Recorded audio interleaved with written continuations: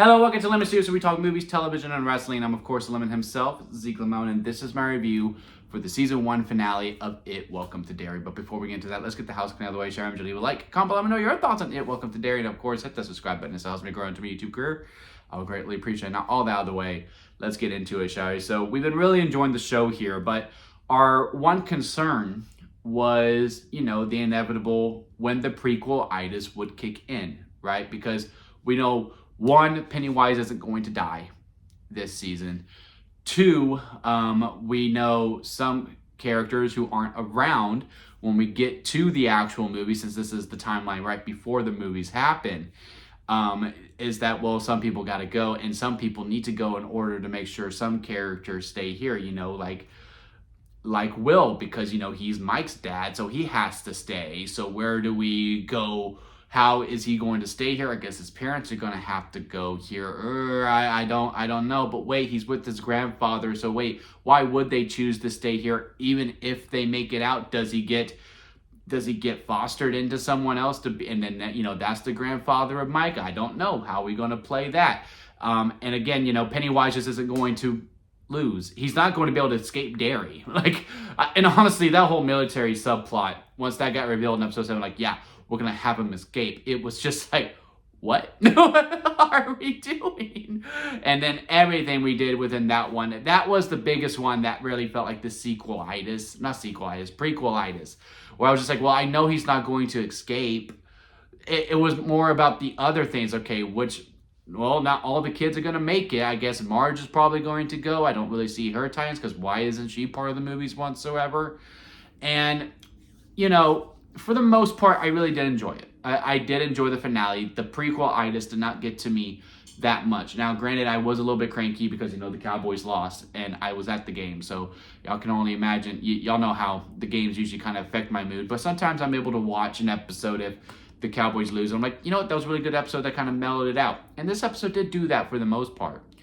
But the scene with Marge and Pennywise, one great scene, great twist, and how it is revealed and how it's going to kind of shuffle the deck when we get to the later seasons. Because one of my concerns about this show continuing as well, and it's still kind of a minor concern, is that how do you not make this a wash, rinse, and repeat every single season? Because it's a different timeline. Some new characters have to be introduced to it. There's going to be all these different things and blah, blah, blah, blah, blah, blah, blah. We're like, okay, now you have to re-explain the Indian heritage, or the native heritage, with Pennywise and how they are able to maintain it in Derry. Okay, now they have to discover Pennywise for the first time. They have to, again, you have to have all this backstory. Okay, you have all these different characters. How is it not going to be a watch, rinse, and repeat? That's the only thing that's kind of worrying about me. But with this reveal between Marge and Pennywise, and they talking about it later on between Lily and Marge, where this is a sequel. It's not necessarily just a prequel.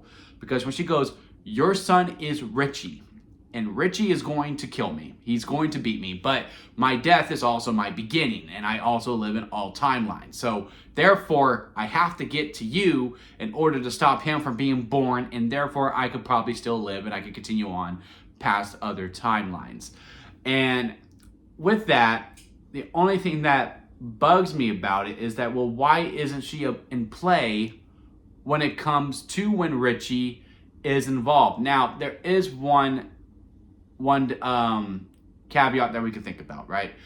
If we are to play this, that Pennywise here in the show is actually the Pennywise after he loses to the Losers Club, since he has the thoughts of, hey, he's going to kill me.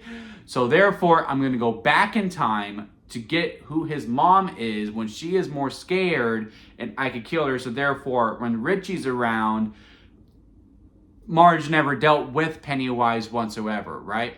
But then why name him Richie? Because he's named after the guy that saved her life. Now, they could have been at the black spot regardless, whatever, what have you.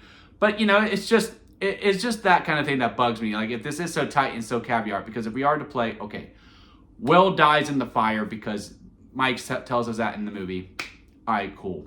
Ronnie lives Derry. So therefore, she forgets. She's going to forget any of this ever happened.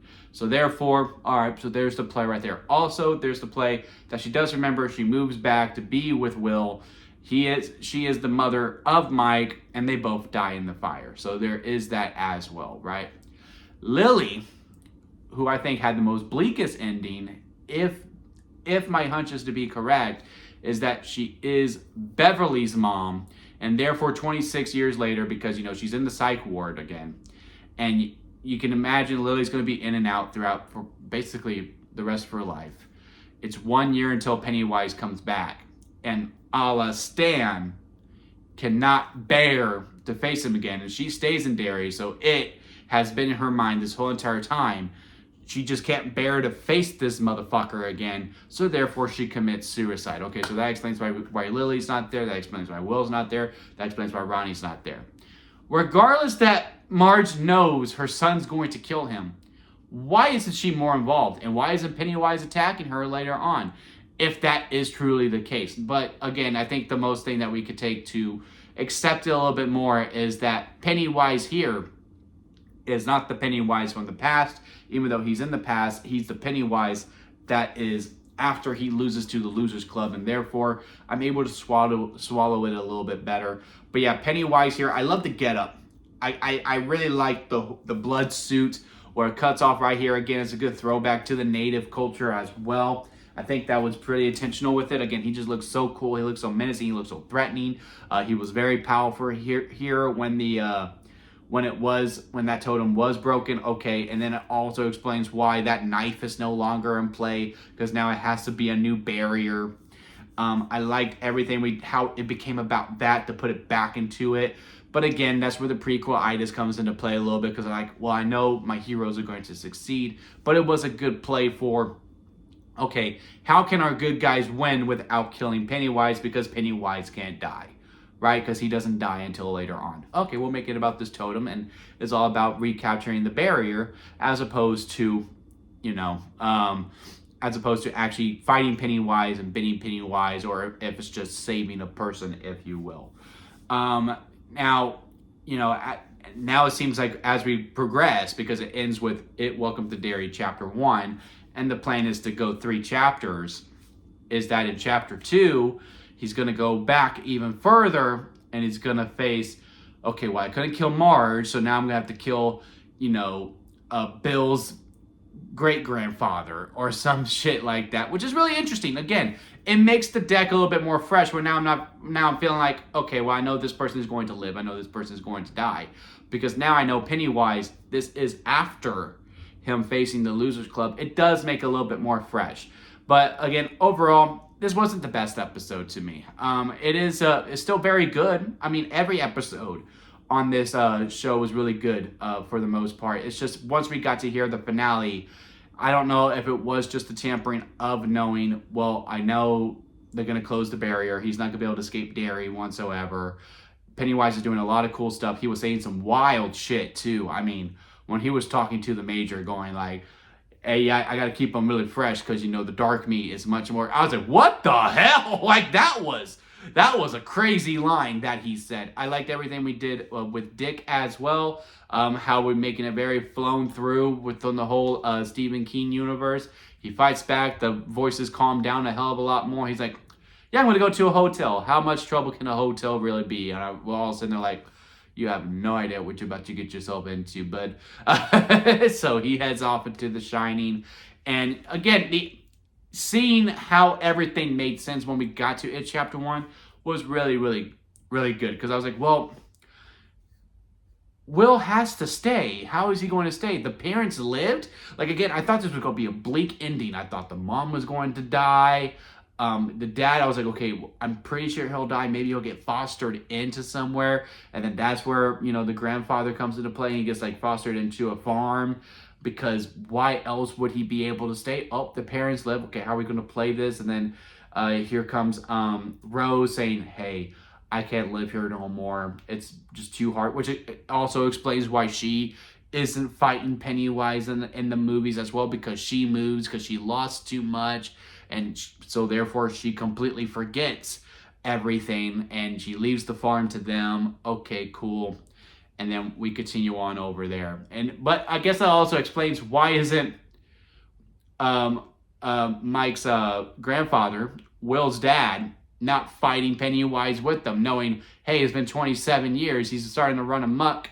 Why is my grandson still running around late at night? But, hey, it is what it is. It's semantics at this point. Overall, again, really, really good show. I really did enjoy everything that we did here. Again, the tie-ins to the movies was pretty cool. Again, that post-credit scene where, one of the creatures that it dissolves because of the dead lights, when she goes insane, good comeuppance for her, seeing Beverly.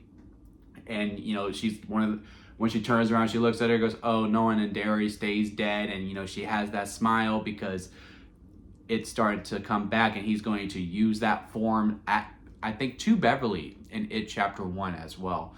I did love the show. It is in contention for one of my favorite shows of the year. I think they nailed it on all cylinders. Episode 7 to me is still one of the best episodes of television. And maybe that's another reason why there's a little bit of a damper when it comes to episode 8, because when you have such a high of highs, it's hard to match up to that or even compete with that necessarily. But yeah, overall, good show, good finale. Can't wait for season 2. Let me know y'all thoughts of it down in the comment section. Leave a like if you made it this far within a review. I do greatly appreciate it. And hit that subscribe button as I am trying to grow into my YouTube career. Don't forget to squeeze the days, guys, because life is too short not to give your all. So squeeze every opportunity that you can. Until next time, I'll see you here at Lemon Studios.